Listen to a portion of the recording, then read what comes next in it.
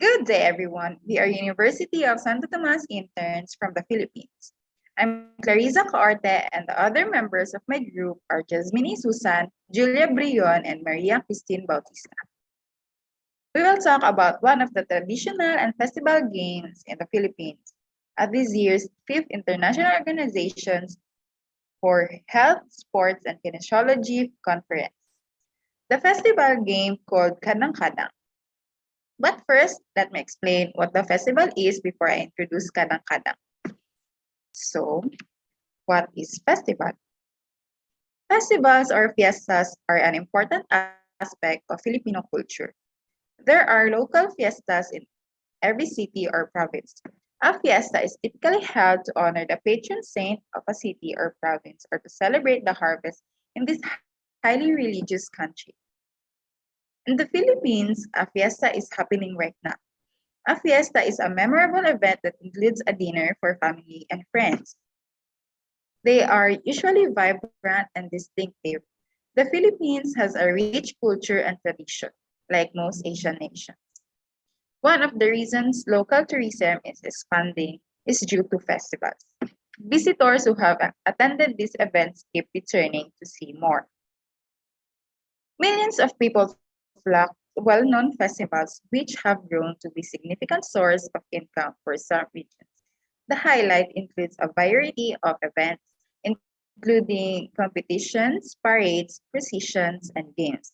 Examples of festivals are Sinulog in Cebu, Kadayawan in Davao City, Mascara in Bacolod City, and many more. So next, what is Kadang-Kadang?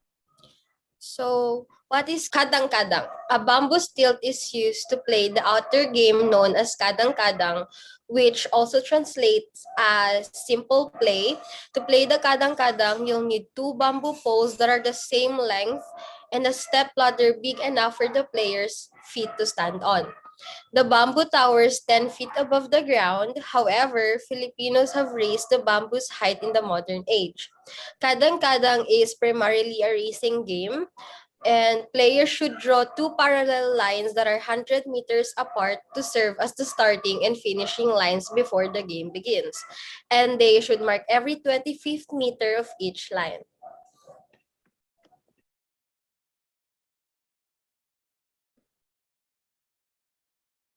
So the history is, a group name called Laro ng Lahi introduced it, or Game of the Races. A customary sporting event known as Laro ng Lahi was created by the previous Bureau of Physical Education and School Sports, or BPES. But this game had already gained popularity before it was added to the Laro ng Lahi. Elders at the time claimed to have played it when they were younger. They claimed they did it for fun, especially after finishing their home task. Similar to how Kadang-Kadang was played without the regulations set by the Laro ng Lahi. The informal game of Kadang-Kadang was played without rules outside of the Laro ng Lahi. Even so, it wasn't a team sport. Instead, the majority of guys constructed their own stilts. They moved randomly and in any direction on it. The enjoyment and glory of maintaining a balance on it for an extended period of time were what mattered. Did you know, in 1699, the game Kadang-Kadang was first performed in public. The boys occasionally lend their playmates, who are girls, their stilts. Nevertheless, parents were against it because it was risky. They prohibited the younger children and the girls from mounting on the stilts. Therefore, in order to please the elders, they adjusted the Kadang-Kadang. They walk around on coconut shells rather than the bamboo poles, called Sankhaya. For the equipment needed for this game, there should be two pieces of bamboo stilt that are 10 feet above the ground. The height must be strictly followed to maintain fairness in the game. It is really tall, which makes walking on it really difficult. Now, I will be explaining the mechanics of the game.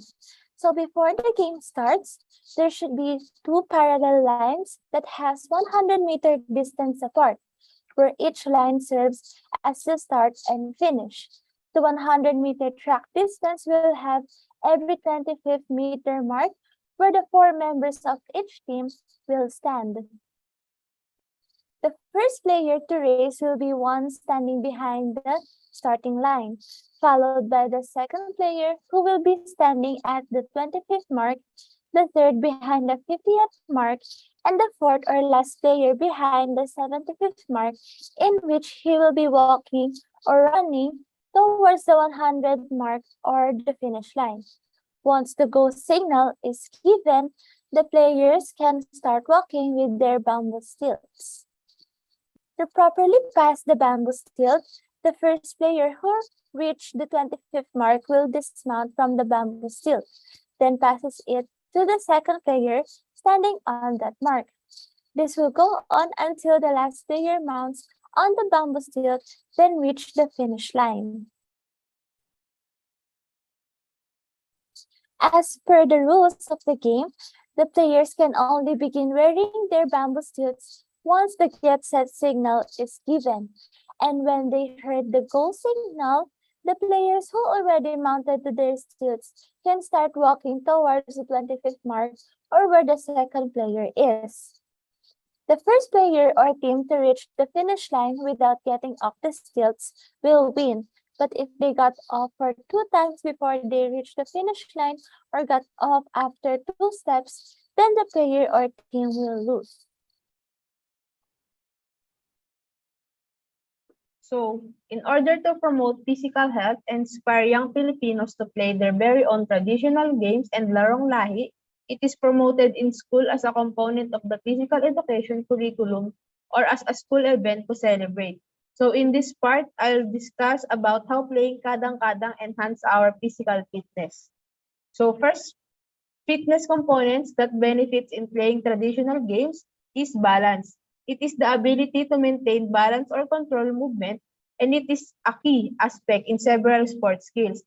In Kadang-Kadang, maintaining balance is essential when walking while standing on a bamboo stilt, particularly when exiting the stilt multiple times before reaching the finish line. So as a result, that if a player falls twice, the game is over. It is crucial to realize how important balance is in daily life. In sports and in our daily lives, balance is obviously important. It promotes good posture and injury prevention.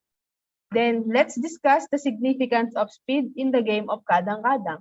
Based on the definition, speed is the ability to move all or part of the body as quickly as possible.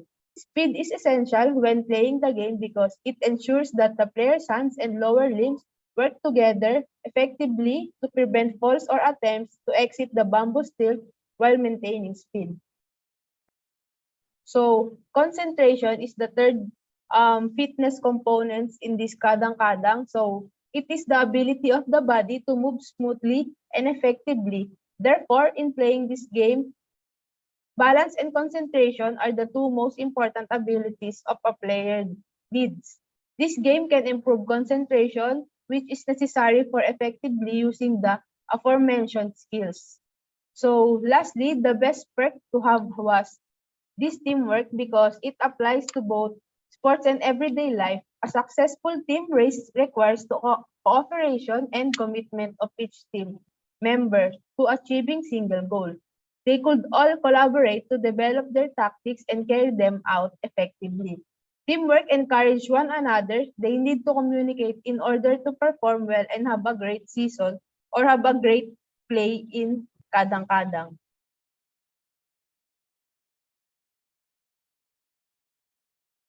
So this is our references in this presentation.